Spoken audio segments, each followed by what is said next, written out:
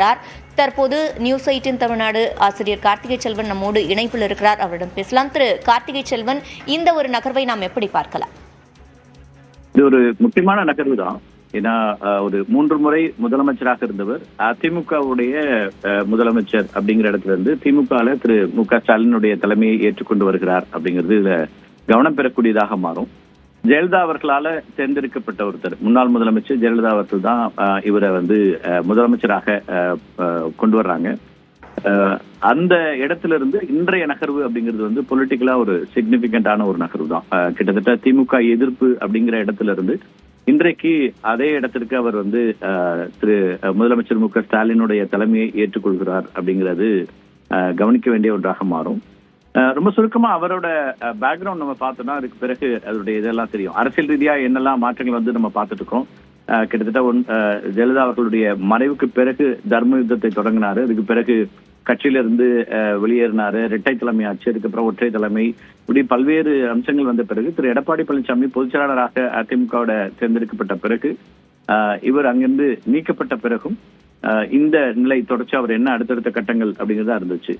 திரு ஓ பன்னீர்செல்வம் பத்தி ரொம்ப நம்ம சுருக்கமா பார்க்கணும் அப்படின்னா, அதிமுகவுடைய முன்னணி தலைவர்கள் ஒருத்தரா இருந்த ஒருத்தர் அப்படிங்கிறது எல்லாருக்கும் தெரியும். தேனி மாவட்டம் பெரியகுளம் முதலமைச்சராக பொறுப்பேற்ற முதல் அண்ணா அவர்களுக்கு பிறகு தமிழ்நாடு முதலமைச்சராக பொறுப்பேற்ற ஒரு முதல் பட்டதாரி அப்படின்னு கூட சொல்லலாம். எம்ஜிஆர் காலத்திலிருந்து அதிமுக உறுப்பினராக இருக்கிறார். 1996 பெரியகுளம் சேர்மன், 96 சேர்மன் ஆகிறாரு. அதுக்கு பிறகுதான் அவருடைய அரசியல் வாழ்க்கை அப்படிங்கிறது தொடங்குது. அதுக்கு முன்னாடி அவங்க தேநீர் கடை வச்சிருந்ததுதான் அவங்களுடைய குடும்ப பின்னணி அப்படின்னு இருக்கும். 2001 தேர்தலில் பெரியகுளம் தொகுதியில போட்டிட்டு அதிமுக வேட்பாளரா போட்டிடுறாரு, வெற்றி பெறாரு. அந்த அதிமுக ஆட்சியில வருவாய்த்துறை அமைச்சர் அப்படின்னு தொடர்ச்சியா அவருக்கு ஒரு நீண்ட நெடிய அதிமுகவுடைய அரசியல்ல ஒரு நீண்ட நெடிய ஒரு அனுபவம் கொண்ட ஒருத்தராகவே இருக்கிறாரு. ஜெயலலிதா அவர்களுடைய முதலமைச்சராக பொறுப்பேற்றதுக்கு எதிராக பொதுநல வழக்கு போடப்படுது. அதனுடைய தீர்ப்பு அவங்களுக்கு எதிராக வரப்போதான். அப்ப அவங்க முதலமைச்சர் பொறுப்புல இருந்து ராஜினாமா செய்ய வேண்டியிருக்கு. அந்த நேரத்துல அந்த இடத்துக்கு யார் வருவாங்க அப்படிங்கிற கேள்வி தமிழ்நாடு முழுக்க இருந்துச்சு. அடுத்த அந்த முதலமைச்சராக யார் இருப்பாங்க அப்படிங்கிற கேள்வி வந்த போது ஒரு 4 பேர் அப்ப பரிசீலிக்கப்பட்டாங்க. அதுல முன்னாள் அமைச்சர் சரோஜா, உப்பிலிபுரம் சரோஜா கூட அந்த பெயர்ல இருந்தாங்க. அதே போல வெவ்வேறு பெயர்கள் பரிசீலனையில இருந்ததுல திரு ஓ பன்னீர்செல்வம் முதலமைச்சர் அப்படின்னு அறிவிக்கப்பட்டார். அப்ப நிறைய மூத்த அமைச்சர்கள்லாம் இருந்தாங்க, அனுபவசாலிகள்லாம் இருந்தாங்க. ஆனா அப்போது அதிமுகவுடைய தலைவராக இருந்து முன்னாள் முதலமைச்சர் ஜெயலலிதா அவர்களுடைய தேர்வாக திரு ஓ பன்னீர்செல்வம் தான் இருந்தாரு. அதுக்கு பிறகு ஒவ்வொரு முறை அந்த கிரைசிஸ் வரும்போதும் முதலமைச்சர் பொறுப்பை அவங்க ஓ பன்னீர்செல்வத்துக்கு தான் கொடுத்தாங்க.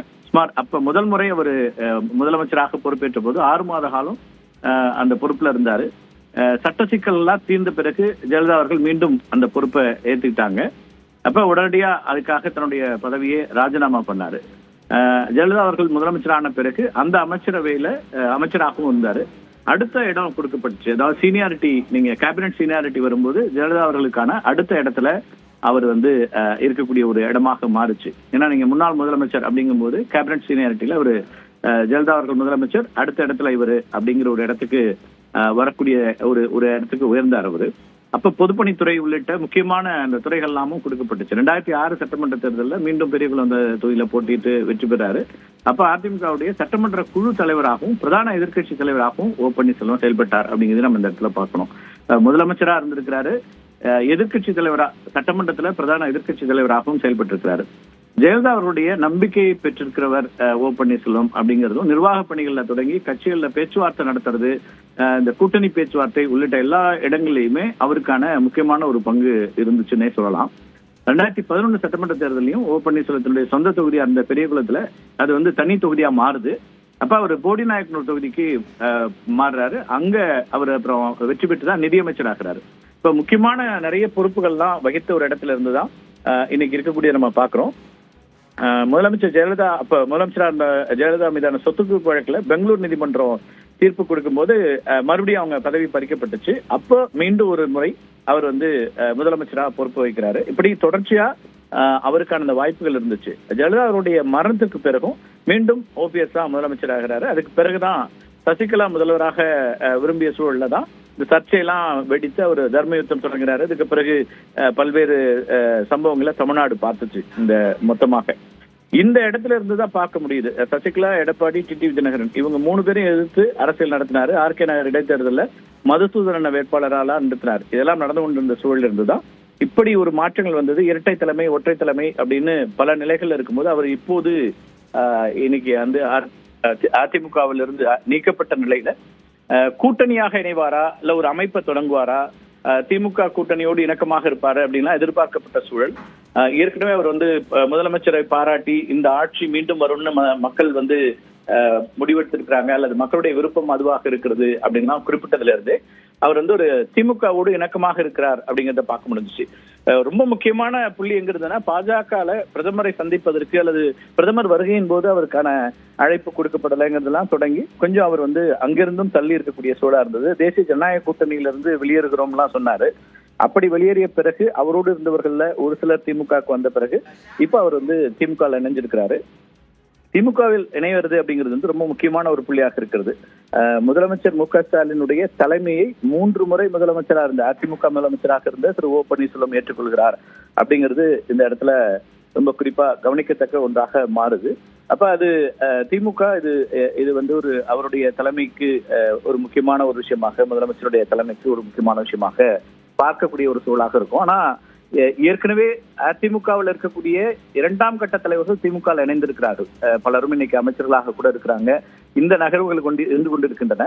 ஆனால் ஒரு மூத்த தலைவராக ஜெயலலிதா அவர்களுக்கு பிறகு அவர் இருந்த காலத்திலேயே அவருக்கு பதிலாக முதலமைச்சர் பொறுப்புல அமர்த்தப்பட்ட, அதே போல அவர் மறைவுக்கு பிறகும் முதலமைச்சர் பொறுப்பில் அமர்த்தப்பட்டு நிதியமைச்சராக இருந்தவர், எதிர்க்கட்சி தலைவராக இருந்தவர் அப்படின்னு அதிமுகவுடைய மிக முக்கியமான பொறுப்புகள்ல இருந்த ஒரு தலைவர் இப்போது திரு மு க ஸ்டாலினுடைய தலைமையை ஏற்றுக்கொண்டு திமுகவில் இணைகிறார் அப்படிங்கிறது வந்து மிக முக்கியமான ஒரு அரசியல் நகர்வுன்னே பார்க்கலாம்.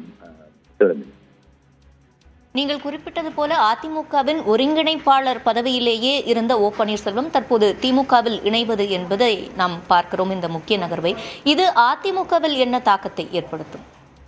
அதிமுக நிச்சயமா அவங்க வந்து இப்ப இது வந்து இப்ப இவருடைய இந்த இதுக்கான எதிர்வினைகள் நிச்சயமா அவங்கள்ட்ட இருந்து இருக்கும். இப்ப இவர் திரு ஓ பன்னீர்செல்வம் என்ன சொல்கிறார் அப்படிங்கறத நம்ம பார்க்க வேண்டியிருக்கும். அதிமுக பொறுத்த வரைக்கும் தொடர்ச்சியாக அவங்க சொல்றது ஏற்கனவே ஓ பன்னீர்செல்வம் அவர்கள் மீது விமர்சனங்களை முன் வச்சிருக்கிறாங்க. சட்டமன்றத்துல அவர் வந்து அப்போதைய முன்னாள் முதலமைச்சர் திரு கலைஞர் கருணாநிதி அவர்கள் குறித்து பாராட்டி பேசியதாகலாம் அவர் மீது விமர்சனங்கள் முன்வைக்கப்பட்டது. அவர் அதிமுகவுடைய ஒரு விசுவாசி இப்படி பேச முடியுமா, திமுக ஆட்சிக்கு வரும்னு சொல்றாரு அப்படின்னா விமர்சனங்களை ஏற்கனவே முன்வைத்திருந்தார்கள். அந்த அடிப்படையில் இன்றைக்கும் அவங்களுடைய விமர்சனம் அப்படியாகத்தான் இருக்கும். திரு எடப்பாடி பழனிசாமி இப்போது வந்து அவருக்கு தொடர்ச்சியா அவர் அதிமுகவில் இணைக்க முடியாது அப்படின்னு சொன்னதற்கான காரணம் இதுதான் அப்படிங்கிற ஒரு இடத்தையும் அவங்க எடுத்துட்டு வரதுக்கான வாய்ப்புகளாக இருக்கும். இப்ப தென் மாவட்டங்களை பொறுத்த வரைக்கும் திரு ஓ பன்னீர்செல்வத்தினுடைய இந்த வருகை அப்படிங்கிறது வந்து திமுகவுக்கான கூடுதல் பலமாக பார்க்கப்படுது. இப்ப அவர் வந்து இந்த தேர்தலில் போட்டியிடக்கூடும் அப்படிங்கிறதும் இருக்கு. இப்ப போட்டியிடுகிறார் என்றால் தென் மாவட்டங்கள்ல அவருடைய பரப்புரை உள்ளிட்ட அம்சங்கள் இருக்கிறதா, திமுகவுடைய திட்டம் என்னவாக இருக்கிறது அப்படிங்கிறதுலாம் நம்ம பொறுத்திருந்து பார்க்கணும். அதேபோல கார்த்திகை செல்வன், எஸ்.டி. சோமசுந்தரம் தொடங்கி பல்வேறு தலைவர்களும் திமுகவில் இணைந்த வரலாற்றை நாம் பார்த்திருக்கிறோம். ஓபிஎஸ் அவர்களுடைய இந்த நகர்வு என்ன மாதிரியான தாக்கத்தை ஏற்படுத்த போகிறது என்பதை பொறுத்திருந்து நாம் பார்க்கலாம்.